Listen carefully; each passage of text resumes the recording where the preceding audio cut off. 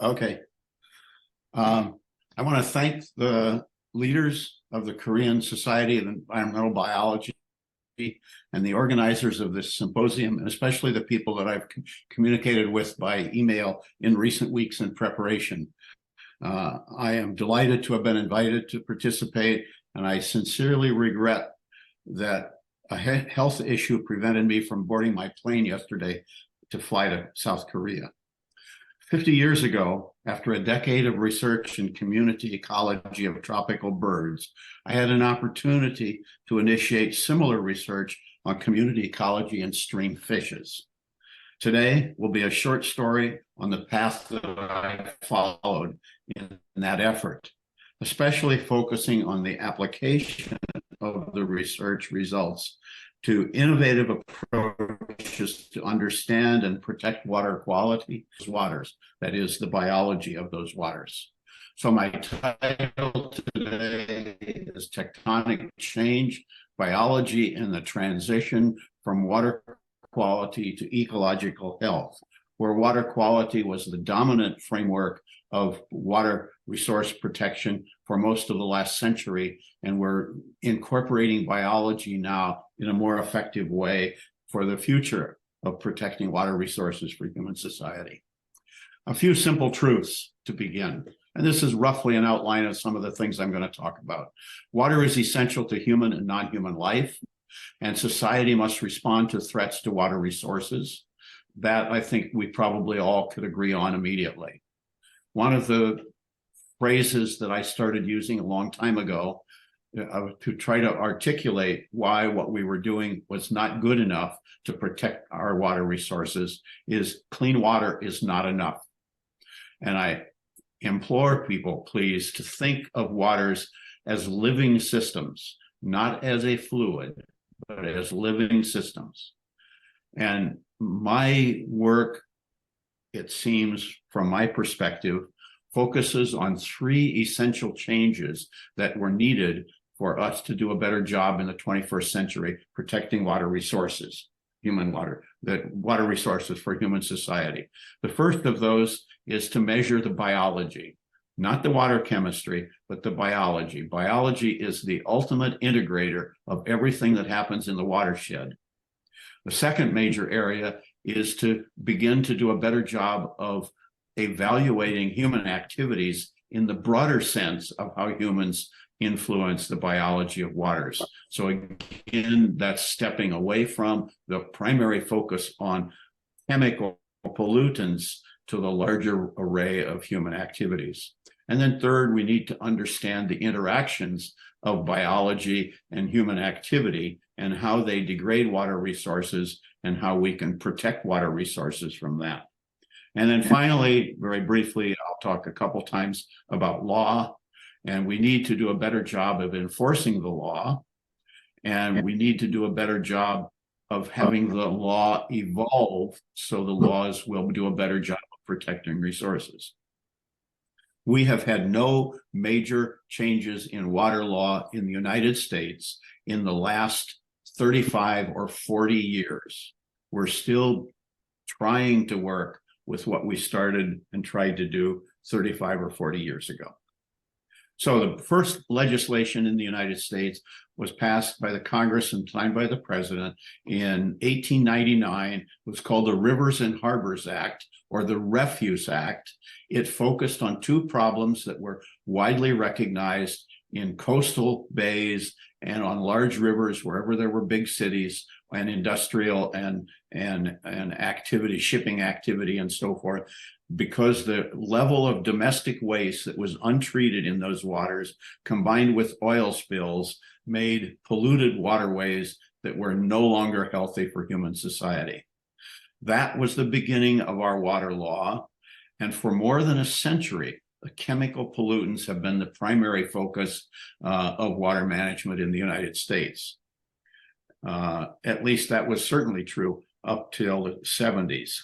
Water viewed and taught as plumbing and not as living and life supporting. 1960s, not much change. There was a lot of construction of wastewater treatment plants. 1972 was a major change where the Clean Water Act passed in 1972 called for us to restore and maintain the chemical, physical, and biological integrity of the nation's waters. I first started some work on these kinds of subjects in 1973, and when I saw that language, that biological integrity, that became my North Star. That was the thing that I always pointed to that we needed to accomplish in the future: protect biological integrity. So then I posed the question, have we made a transition to biological focus? And the answer is sometimes yes, sometimes no, and maybe in the future. And I'd like to articulate why I think the things that I have just introduced are some of the core things that we need to do to accomplish that. I participated for about 25 or 30 years with a project called the Global Integrity Project. And we worked to develop some kind of language that would help people understand what we mean by biological integrity. And that is to restore and maintain the parts and processes of nature's legacy. And we should always be thinking about the legacy of nature that we have on Earth and protecting that because it's of its great importance for us. Another phrase, wild nature. We need to protect the capacity of that wild nature to regenerate, adapt, reproduce, sustain, develop, and evolve. We need to recognize that these living systems are temporally and spatially dynamic, and we need to do our assessments and evaluations by recognizing that not all places are the same. And we need to acknowledge that this natural legacy is both valuable for important reasons to protect human society and valued for a variety of reasons by citizens. So the first project I worked on was on impact of agriculture on water quality. I worked on this project from 73 to 85, and we mostly did seining and electrofishing to sample fish communities around this watershed and understand something about the structure of those fish communities. We also did lots of sampling with water chemistry. And as it turned out, you could explain not very much with water chemistry about what was happening with the fish. That project in Indiana, indicated in red here on the right side of the slide, was combined with work that I did in Illinois and also from work that I did as an undergraduate in Iowa. During that time, I did studies of the life histories of a number of species of darters. They're endemic to Eastern North America. They're absolutely lovely little fish feeding in benthic gravels and so forth on various kinds of invertebrates.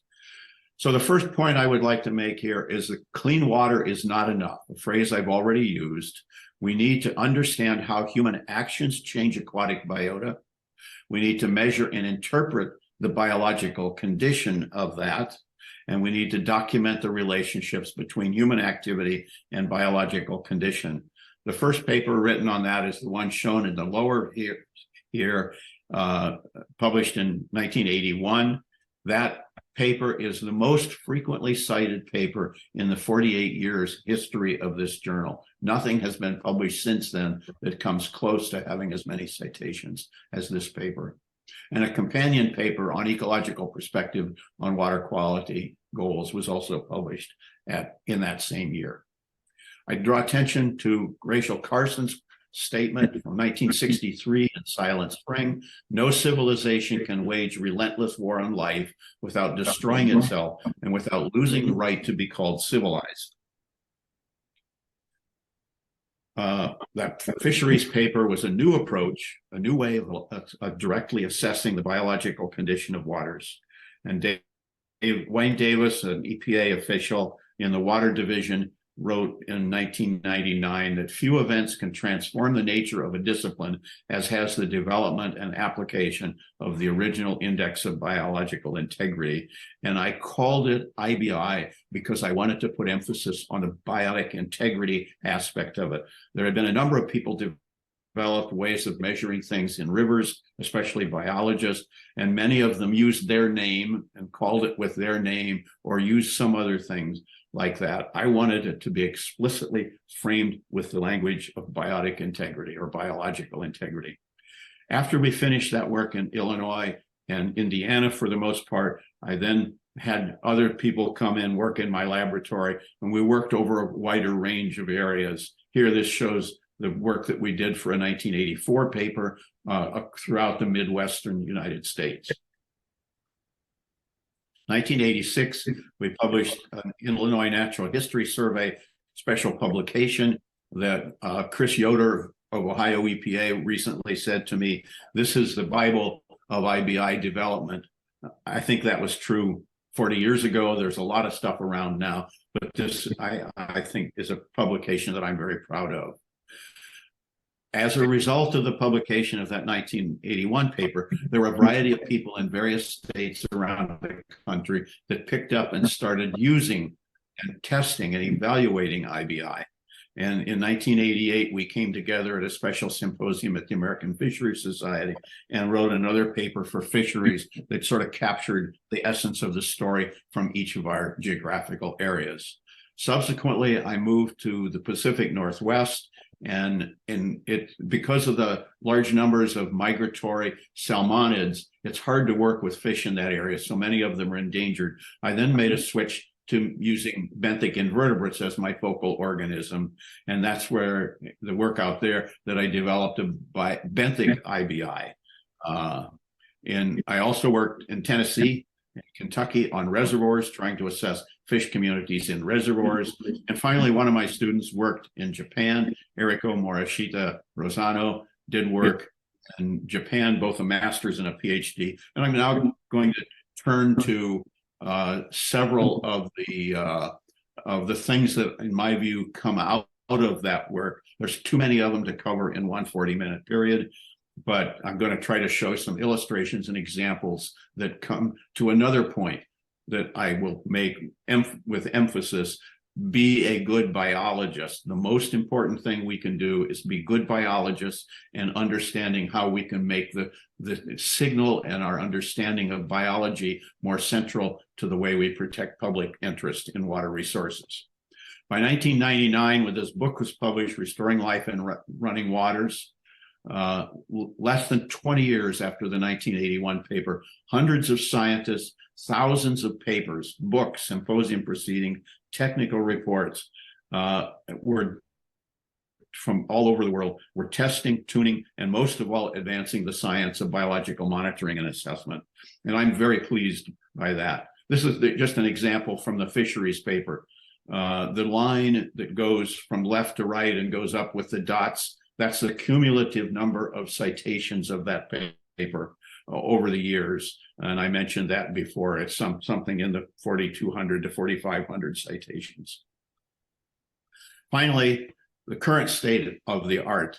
Over the years, I've tried to keep track of countries that had activities using the concepts and principles of IBI, or to call it with another commonly used phrase, multimetric index. I like biological multimetric index because there are all kinds of multimetric indexes. MMI, to me, is not specific enough if it doesn't say biological MMI. So all of those countries in yellow have had some exploration by students, graduate students, faculty, institutions, agencies, NGOs, trying to use the principles and concept of IBI. So let's go to those three first, second, and third changes that I think are crucial. Again, underpinned by clean water is not enough. We need to understand how human actions change these things. And the five factors are water quality, the dominant one focused on by environmental agencies and water quality agencies. Habitat structure at the top is what fish people often look at. Fish people often look at flow regimes and minimum flow, for example. Energy sources are talked about by ecosystem ecologists, and biotic interactions come into play in several ways. The model that I have produced here is that I submit that human activity in one way or another affects one or more of those five major classes of factors. And as a result, that changes the biology at a place. So let's talk a little bit about each of those five major areas. Water quality, I think everyone already recognizes the role of water quality in affecting the character of the biology of the river. Here, a carp from Ohio, an introduced species with a tumor on it, probably caused by the toxic chemicals in that water. Habitat structure. Here we have a woody debris dam in a stream with 2 Chinook salmon resting in their pathway of migrating upriver to spawn. And again, in the left side, there's a list of the different kinds of things that are important with respect to understanding habitat structure. Here is an experiment that one of my graduate students and I did back in the early 80s. We put a hardware cloth fence down the middle of the stream. We put woody debris and wood on the left side of the stream, took all the woody debris and large rocks out of the right side, and did censuses of fish and invertebrates in each of those places multiple times over a couple of years. There were more than 10 times as many fish in the stream on the left, and more than 10 times as many insects on the stream on the left than there were in the right side. And the point of this exercise is to say the water quality is exactly the same. The flowing water from upstream is exactly the same, and the differences in biology on the 2 sides of the stream are due to physical habitat. Flow regime, obviously everyone is aware of what we do to dam rivers and block migrations, to extract water from rivers, to urbanize and deforest and channelize, things that alter the timing of flow, the amount of flow, have major influences on what happens to the biology. And even to the point of, if you have blockages like the big pipe at the bottom that fish can't climb up and get into there most of the time, or the dams that stop migrations over large regions. The 4th factor is energy sources. And here I show 2 king salmon in a Pacific Northwest river. The young salmon head out to sea. They spend anywhere from 2 to 5 or 6 years at sea, and they come back in bringing lots of nutrients and energy tied up that's been captured by their feeding in open ocean environments. And lots of studies have been done to show the extent to which the decomposition processes of those spawned out salmon feed the food web, both of the river and of the nearby forests, including the trees. And again, energy sources in a variety of contexts on the left side, without taking a lot of time to go into all the details of that. Another component of energy sources is on the top right photo, this is the stream bottom in the autumn after the leaves fallen off the deciduous trees. And that would be a heavy organic load if that was human waste. But it's not a heavy organic load, because the biology has evolved to attack, to decompose through fungi and other organisms, feeding insects. They break that down, and that feeds the food chain. On the left, we have a picture of a stream where the riparian corridor has been removed. The light reaches the water, and it's an ample place for filamentous algae and so forth to build up populations. And that's often accompanied by the nutrients available from agricultural and urban runoff and so forth. So you can see the role of energy sources. If you've got leaves, that's good if the leaves are from those area, but if it's the filamentous algae, many of the invertebrates that need to feed by grazing on the rocks can't do anything with that, because they get it gets all tangled up in their feeding apparatus. The 5th one is biotic interactions, overharvest, fishing by sport, commercial, or subsistence fishers, introduction of diseases and parasites, predation by introducing non-native predators, and so forth. So the fishermen there, and on the right is silver carp in a river in northern Illinois. Whenever a boat goes up and down, these silver carp jump out, they're introduced. New Zealand mud snails are a very significant problem in many areas in the United States now. Those are very tiny snails, and they build up populations and really damage the capability of that environment to support the native biota. And I want to add in that non-native species are biopollutants, just like toxic chemicals are biopollutants. Whoops, went backwards. So here's the conceptual model, common kind of conceptual model that an ecologist would prepare. On the left, external to the stream, the land, weather, climate, vegetation type, influences what's going on in the water in one or another of the ways across those 5 factors. And I like to call this diagram, it's spaghetti, because the wires in there are the spaghetti in a dish of spaghetti, and the meatballs are the words.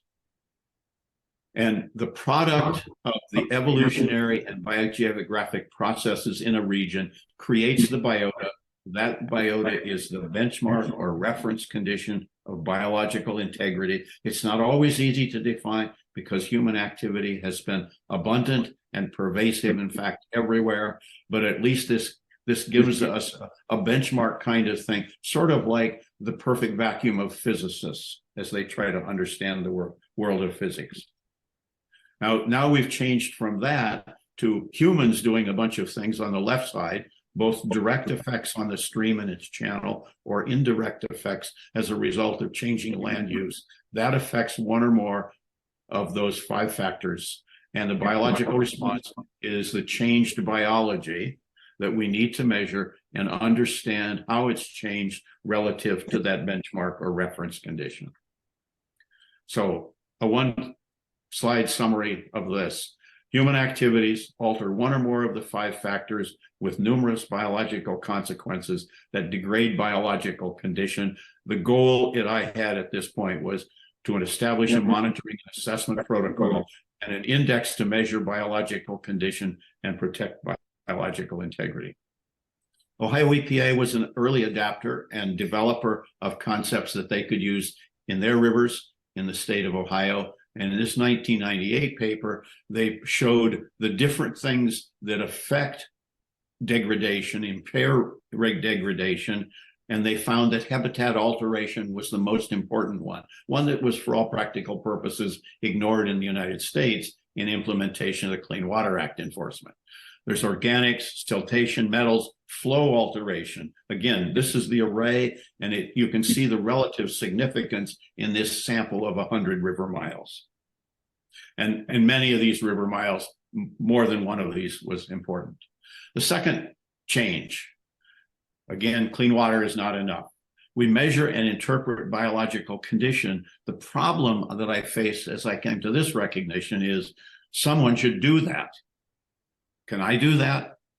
And the thing that crossed my mind was my grandchildren and my great-grandchildren might be sitting there sometime 20, 30, 40 years from now saying, why didn't Grandpa Karr do something to figure out how to measure biology? And so that's what I set out to do. And it was my grandchildren that I had in mind. The metrics should span the levels of ecology. If you studied ecology, you go into an ecology textbook, you look at the individual health or well-being of individuals, population demography, community organization, ecosystems such as trophic structure and energy and nutrients. And this is all in mosaics of nature across landscapes. Ecological systems are very complicated, and human health is very complicated. Nobody would say we should only look at blood chemistry to determine whether a human is healthy or not.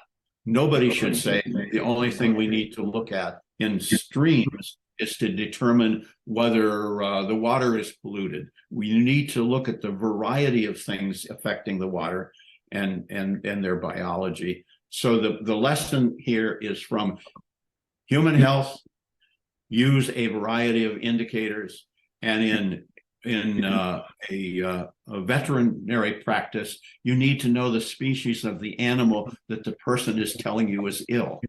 Is it a hummingbird? Is it a bear? Is it a dog? Is it a cow? You need to know the individual characteristics of health are reflected correctly in a human. Even humans' ages, those benchmark things should be changed. We've got to have that kind of approach in looking at the health of living systems. How do we measure biology condition?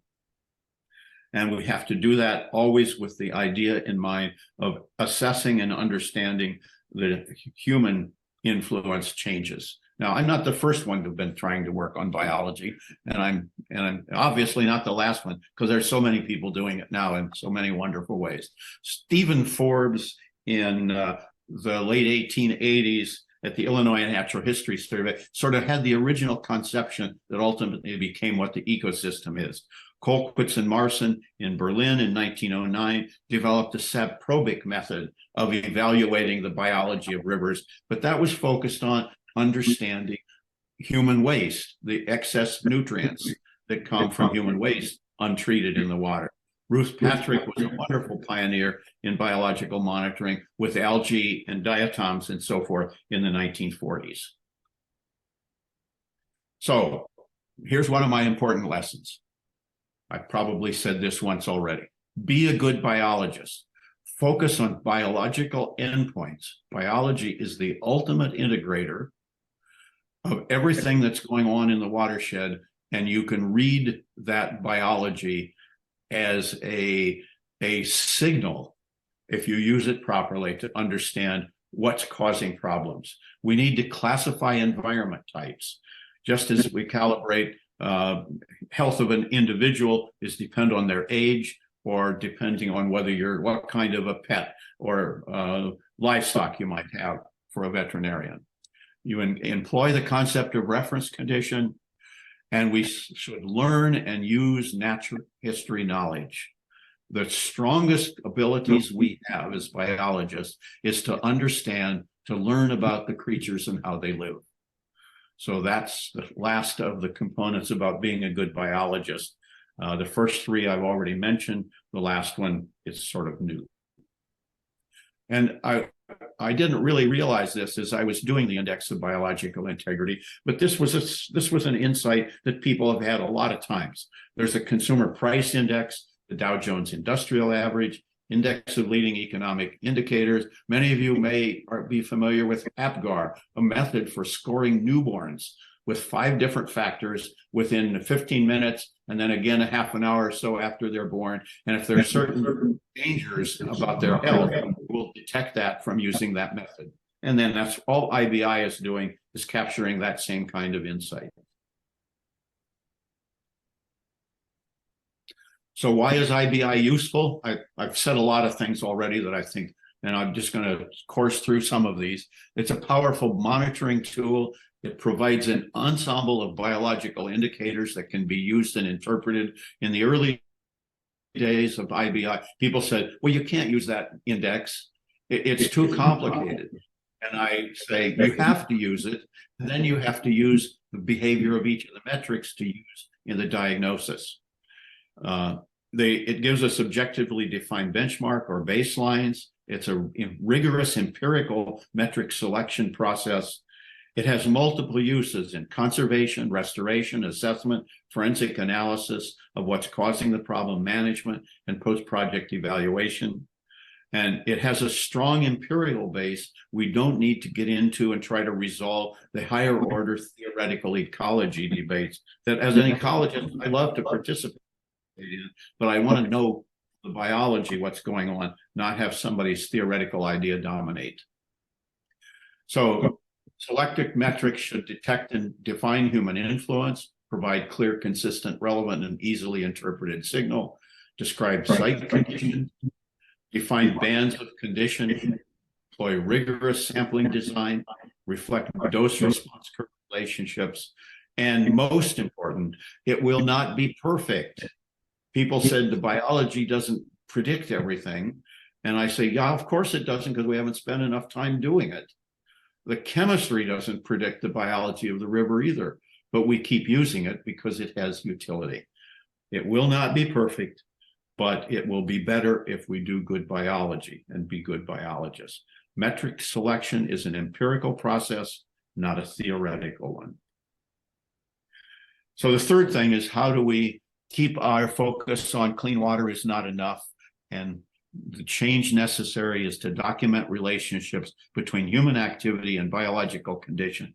And we need to do this both at looking at individual metrics, and we need to do it at looking at the individual or the summary index. And always remember, be a good biologist. This is an illustration from one of my student from Japan. She came in one day and said, I have this idea of a metric.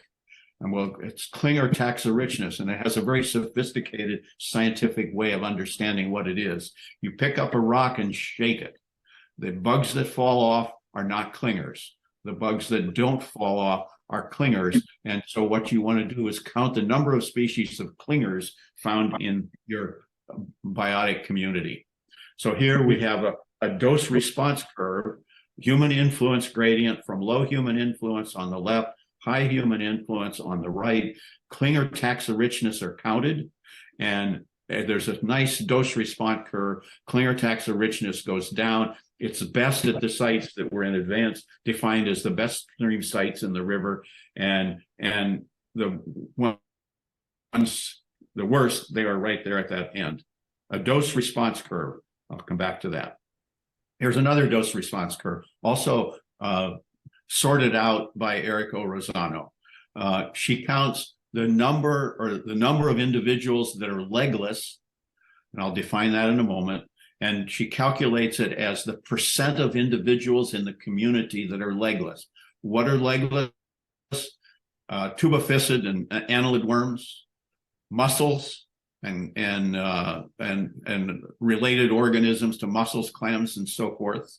And then some of the chironomids that have little or no legs are also legless. And what we see here is as you go from a low human influence on the right, on the left to the right, you get more and more legless individuals. It's not because those legless individuals aren't present at the left, it's just they aren't very common.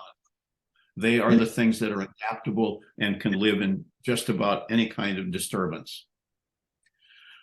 Erika also did a study to produce a benthic IBI, modeled after the benthic IBI that I developed in the Pacific Northwest, and a fish IBI. But she made the selection of metrics that were appropriate for her Japanese streams. And you can see there's a very nice sort of 45-degree line going there, although the benthics are slightly more divergent from that line. And all that, the main point that is that you can get different kinds of understanding about the effects of different kinds of human activities and consequences by looking at different taxa. I always say it's important to do biology. I don't care whether you use bugs or fish. I like it better if you use bugs and fish. The more biology you can put into it, the more diagnostic capabilities you have of figuring out what's going on and how to fix it. This, because the first IBI paper was so simple and so brief, I hadn't grappled with a lot of the things that needed to be done. And the first thing in the upper right is, what do we measure? What are the things that we measure that will ultimately become reasonable and metrics to be included in a good IBI? And there's just a random bunch of them there. We've got to work to figure that out. The dose response curve idea and so forth is a good way to do that. Then the other thing, the other half of this is how, when, and where to measure. And this gets into the sampling methods and the sampling places. And this is where statistics particularly becomes important, because you have to know about how many replicates do you have to have? What size for the replicates? What seasons provide the least variable data to make it easier to interpret? Is it better to use dredges or seines? How do you do quality control and so forth? This is what a lot of people have worked on in various places around the world to test these things and make them appropriate for the biology in different regions of the world. One of my things is that there's many biological attributes that can be measured, but only certain attributes provide reliable signal of biological condition and therefore merit integration into a multimetric index. From the first IBI paper to many IBI type papers published by many people, people have put together a series of 4 or 5 classes of metrics: a trophic structure, a series of diversity, species richness things, not diversity, not the information theory diversity. The richness is the number of kinds of creatures, not some complex of of things like in the information theoretic thing. I don't put that into an IBI for my use. So start not with everything you can think of, but think of things that you hypothesize might provide useful and relevant signal. Test them to see if they have dose response curves.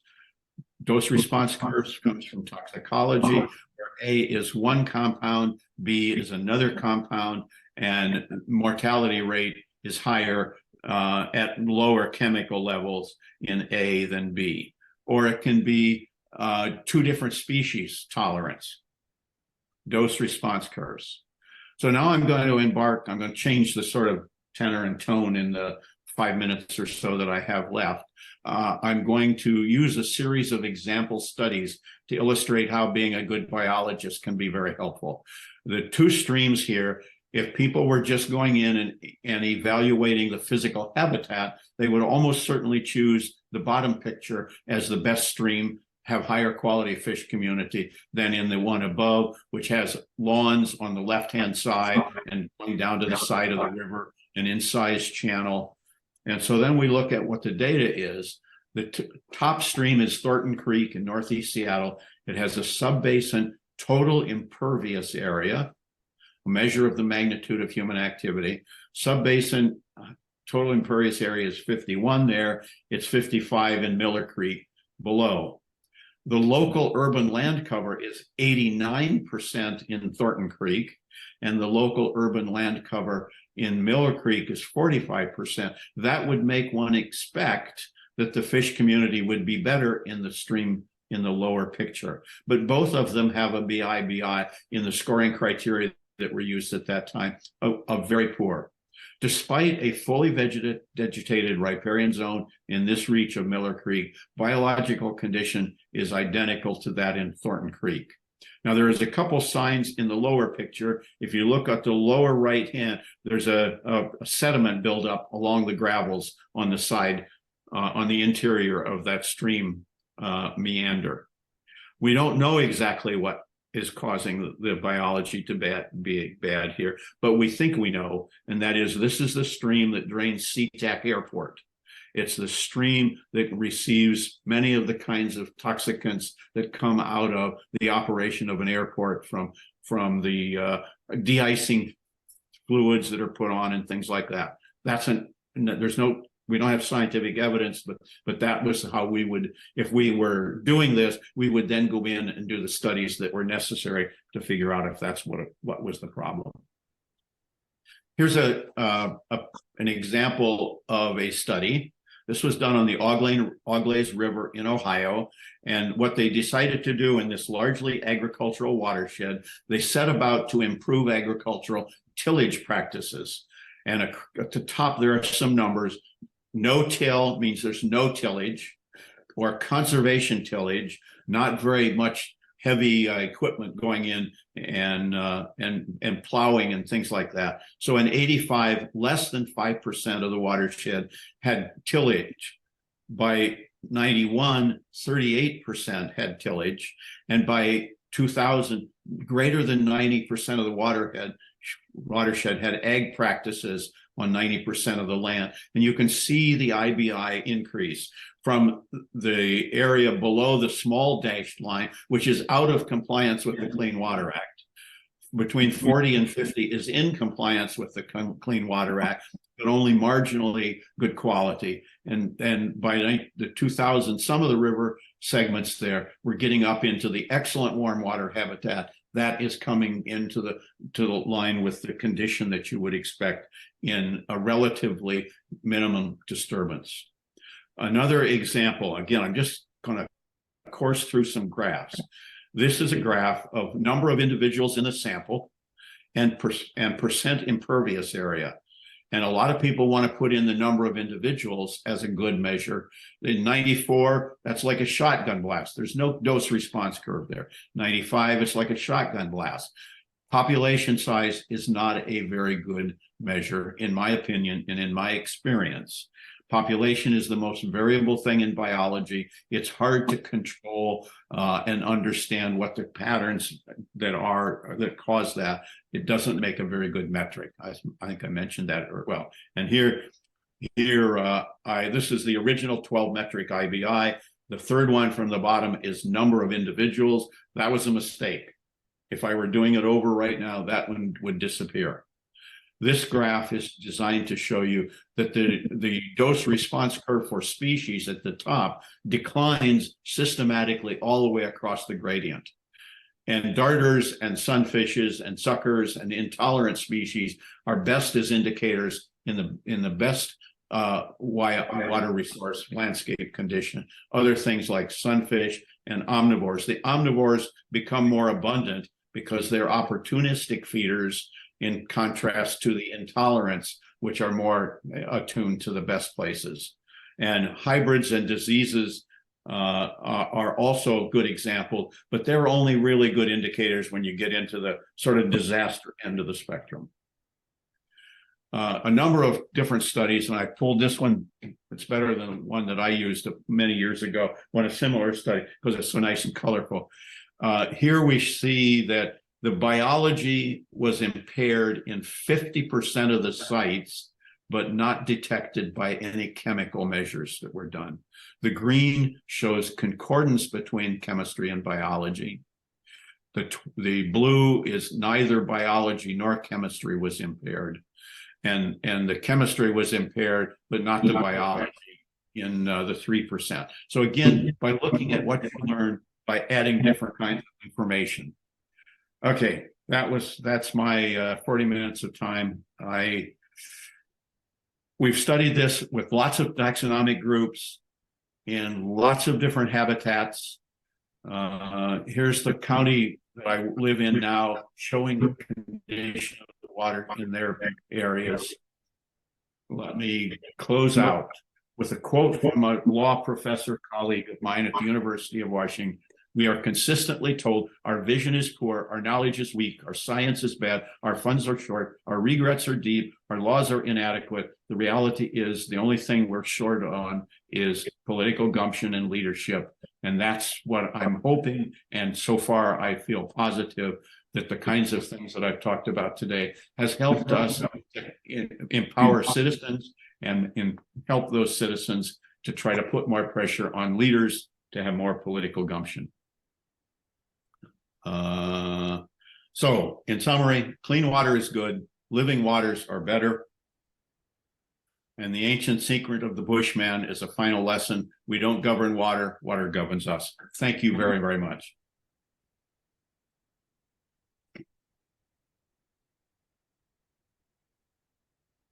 And I'm sorry for going over a little. Thank you. Time for questions and comments. So this may not sound very complete, but we have only one focus according to so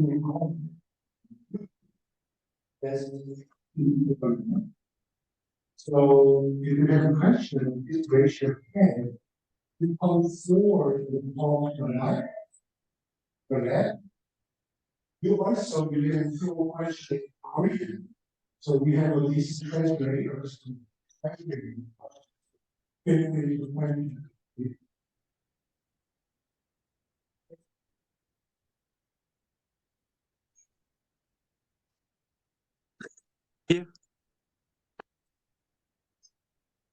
Thank you so much, James. It's a really movable moment for your lecture. I really wanted to see you, but I couldn't see you. That's why I'm really disappointed, but still, I'm so lucky to get your great lecture in this moment. First one, I really want to thank you for your nice talk. And one thing that already you contribute the Clean Water Act in the United States, and also you contribute a lot of rapid bioassessment protocol in the US EPA and so many different things. I know, but you still contribute a lot to the Korean stream health assessment for the national level research. Okay, so I was Ah. part of a health assessment based on the index of biological integrity. We started that 2004, and then finished the national level model 2008. You know why? All this one was done because of you. So I really want to appreciate your study. Thank you so much. And one thing that I want to say that that's why in Korea we have a biological monitoring site, about 4,000 sampling site for the based on the IBI value using official sample twice a year, every year. Okay, twice every year. It was mandatory monitoring monitoring by the Ministry of Environment. That's why I really want to appreciate you. And my question is your assumption. Stream ecological health is determined by the January human disturbance. But in Korea, I found that we analyzed a lot of index of biological integrity for the ecological health. We found that the variation was really depending on the seasonal variation. In Korea, we have 1/3 of total annual precipitations occurs during summer period. We have an Asian monsoon. So we had a huge internal variation. So in that case, how you solve the problem? You already talked about seasonal variations in your talk. And another one is your multimetric model was based on the much more like organic matter pollution and also eutrophication. So sometimes in Korea, in smelting factories, it's a really clean area, but all kinds of heavy metals have a really problem. But when we analyze the index of biological integrity, and the value was really high, always we can say that the excellent condition in the IBI values, but we have heavy metal problems everywhere. So nowadays we try to make biomarkers in Korea. So do you have any different model, like not like based on the eutrophication or organic matter pollution? Is there some other different models? Okay, I didn't quite understand the last part of that. So you're talking about heavy metal pollution. And I mean, the most important thing about being a good biologist is to understand what is happening in your watersheds. And if you have things happening in your watersheds that aren't characteristic of what the average person's watershed is doing, either in another state or in another country or in another region, we need everybody to be good biologists for their place.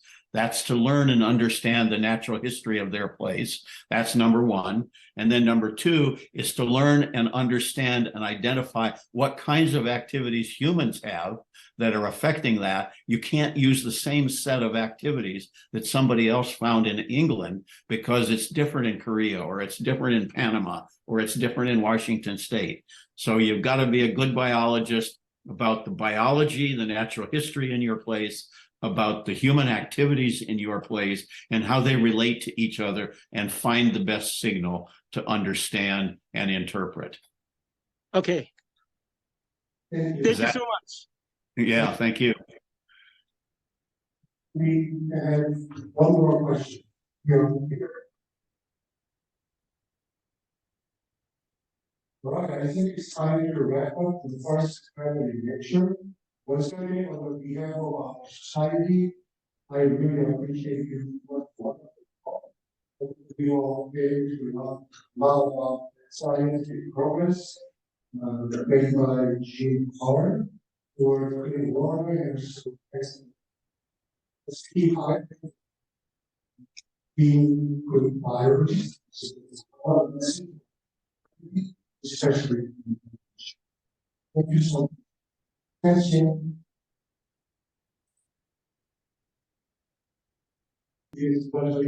Thank you.